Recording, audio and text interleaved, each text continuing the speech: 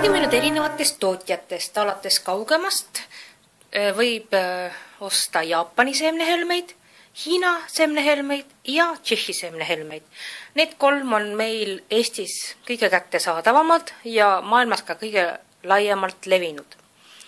Et mul on siin käes üks lahti tegemata pakk Hiina seemnehelmeid.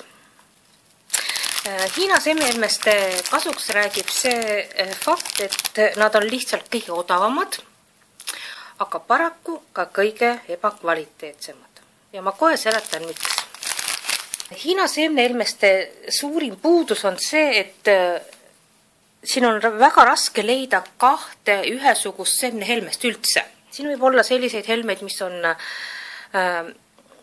kokku kleepunud, nagu te näete, viltused, lõige on viltu tehtud, näete, siin on üldse selline huvitav variant, nagu oleks kaks ühes, mingi vagu on vahel, siis on sellised, siin on üldse näha, et on kokku kleepunud kaks seemnehelmest, nad on erineva laiusega, näete, selline vahe on, ja kust neid oleks hea mitte kasutada, et loomulikult tikandis või piltide tikkimisel ma ei kujuta ette, et on võimalik üldse sellega mingisugust korrektset tulemust saada. Et ükskõik, kuidas sa ka püüad, kuna nad on kõverad, viltused, ebaühtlased, siis ka töö jääb täpselt selline.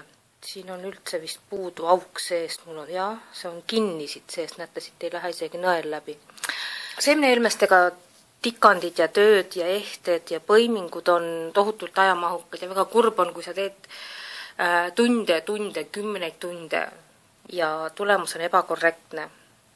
Et see vaev, mis sa näed ja see, tahaks ikkagi ju head asja näha. Aga ma arvan, et seemnehelmestel ka Hiina omadel on täiesti oma koht, et mina teen näiteks tantsukostüüme ja tantsukostüümide puhul, kuna tavaliselt kostüüm on laval kaugel, siis ei ole üldse mingi probleem, kui ta on natukene selline, ka seal on natuke teistmoodi tikandid me teeme, et ei ole probleem, kui ta on ebaühtlane, et kui ma lähen nüüd sellega 10-20 meetri kaugusele, see ebaühtlus ei ole märgatav. Ja kuna tantsukostüümidele võib minna mitu kilo neid ühele kostüümile, siis Hiina seemnehelmes on seal täiesti omal kohal. Palju toodetakse keskmise hinnaklassi ja väga hea hinna ja kvaliteedi suhtega helmeid just Tšehhis. Et siin on mul kinnine pakk. Endise nimega siis Jabloneks, praegu on ta Preciosa ja ma Preciosa helmeid tõsiselt soovitan, sellepärast, et nad on kõik ühesuurused, näidata Preciosa helmed, nad on ühesuurused, ja nende seas on praaki väga vähe, et väga hea hinna ja kvaliteedi suhe. Jaapani seemnehelmestest meeldib mulle kasutada väga firma Toho seemnehelmeid, väga kvaliteetsed, ja firma Miyuki seemnehelmeid. Et toodab seal veel vist Matsuno on ka Jaapanist, aga vähemalt pildi pealt mulle tundub, et Matsuno helmed ei ole nii head, et mis Tohosse ja Miyukisse puutub, siis nende helmed on väga ühtlased ja praakhelmeid nende seas on väga vähe, aga Jaapani helmeste hind on loomulikult tunduvalt krõbedam kui teistel tootjatel. Nüüd natukene lähemalt ka seda, milliste katetega ja millise välimusega võivad olla helmed. Loomulikult ma ei jõua siin vaadata kõiki variante, sest neid on tõesti kümneid ja kümneid, aga mõned enam levinud variandid vaataksime koos läbi. Ja alustame siis kõige tavalisemast, see on siis tavalised värvilised seemnehelmed, mis on läbipaistmatud ja mille peal ei ole mingisugust efekti ega läiget. Need on lihtsalt tavalised seemnehelmed. Siin on mul kollased ja valged. Nüüd edasi on mul sellised seemnehelmed, mis on sellised veidikene läikivama pinnaga. Ütleme sellised pärlmutrilise pinnaga ja kui te näete, et kuigi tegemist on mõlemal puhul valge seemnehelmega, et see pärlmutriline kiht siin peal annab natukene teistsuguse efekti, sellise pidulikuma, aga ta päris ei sära. Edasi vaatame hõbetatud sisuga helmeid. See tähendab seda, et helme sise on veidikene läbipaistev, aga siin sees selle augu ümber on selline hõbedane või vahest on ka kuldne kiht. Ja sellised seemnehelmed säravad ja läigivad väga hästi, eriti kui valgus neile peale langeb.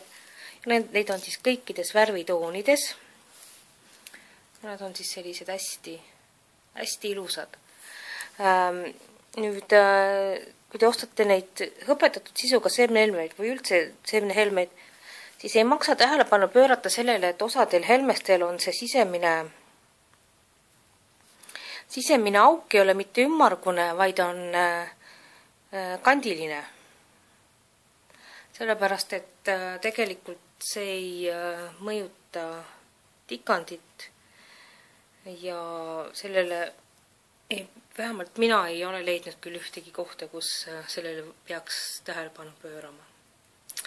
Sellised ilusad läikivad seemnehelmed on meil. Siis on veel sellised seemnehelmed, mida me nimetame kõrgläikelisteks seemnehelmesteks. Need on kaigas värvitoonis ja nad on siis pealt kaetud hästi läikiva kihiga. Ja siin on mul konkreetselt värv nimega iiris. Ja vahest öeldakse selle kohta ka metallik, et neid nimetusi võib olla erinevaid.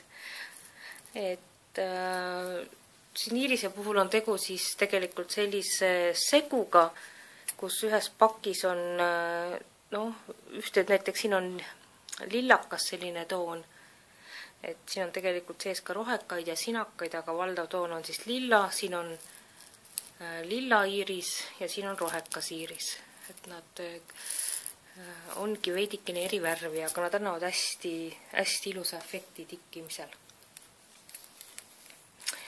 Nüüd suhteliselt sarnane sellele on selline helmes, ma panen siia peale, mis on samuti kaetud läikiva kihiga, aga ta on kaetud sellise AB kihiga, siin on samamoodi iiris ja see seemnehelmes, mis vahe selle metallikuga on see, et see seemnehelmes on tegelikult veidikene läbipaistev, et see metallikhelmes ei ole läbipaistev, aga see on selline veidikene läbikumav ja kaetud AB kihiga. Siis on meil valida sellise helmed, mis on pealt sellise mati kihiga. Nad on ka väga huvitavad, tohohelmed, ja need on lihtsalt sellised matid, siin te näete, nad kumavad veidi läbi, mis on matid pealt ja tal on sees, tal isegi ei ole mitte seal sees mingisugust hõbedast kihti, aga nad on kuidagi sellised, et see valgus nagu peegeldub siit seest. Eesti keeles nimetatakse neid tihti piimjad, seemnehelmed. Ma ei tea, kas see just annab, see piim just seda täpselt tähendust edasi annab, aga nad on nagu oleks jää all tuli põleks. Et selline hästi huvitav efekt. Järgmisena vaatame metallikhelmeid. Nad on siis kaetud kas kuldse, hõbedase, vasevärvi, erinevat värvi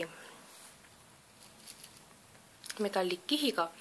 Ja konkreetselt siin on mul tegu Tšehhi helmestega ja ma pean küll ütlema kahjuks, et minu kogemused on sellised, et see metallikiht siit, ta on kaetud värvitud selline, kulub üpris kiiresti maha, kui ta puutub kokku hõõrdumisega, kehaniiskusega ja ütleme aasta-paari pärast on see kiht siit maha kulunud et õnneks on see, et tal on hõbetatud sisu tegelikult ja kui see värvitud kiht maha kulub, siis ta on läbipaistev. Et ta jätab ikkagi sellise ilusa mulje, aga lihtsalt see kuldne vastavalt või hõbedane värv on pealt ära kulunud. Et kahjuks nii see on nende helmestega. Ja siis mul on metallikhelmestest näidata nüüd, kui need olid siin Tšehhi omad, mul on Jaapani, konkreetselt siis on Miyuki, kas ta nüüd fokusseerib ära, Miyuki helmed. Ja need helmed on, siin on telika, Miyuki telika on siis natuke sellised silindrikujulised, aga nagu te näete lugeda, et need on siis kas seest või siis väljast, seal on erinevaid variante, kaetud näiteks 20 karaadise kullakihiga. Ja ma ei oska ütelda, kui kaua peavad need vastu, et ma olen oma töödes viimase aasta jooksul neid kasutanud. Ma veel ei ole näinud ühtegi probleemi, aga jah, eks tulevikus vaatame. Ja need, ütleme, et selline väike, mis ta on 5 grammi, jah. Selline väike topsik maksab ikka, kas ta oli vist 9 eurot või? Mis on veel hästi huvitavad helmed ja neid on ka igasugustes värvitoonides. On sellised värvilised läbipaistvad helmed, mis on siis, see helme sise on ühte värvi, aga see sisu sealt seest on mingi teise värviga tehtud, näiteks siin on sinise lillaga. Et need on ka, annavad hästi huvitava efekti. Natukene läigivad pealt. Mulle tundub, et me oleme nüüd enamus variante siin läbi vaadanud. Et nagu ma ütlesin, on neid variante veel ja veel, et valikut on.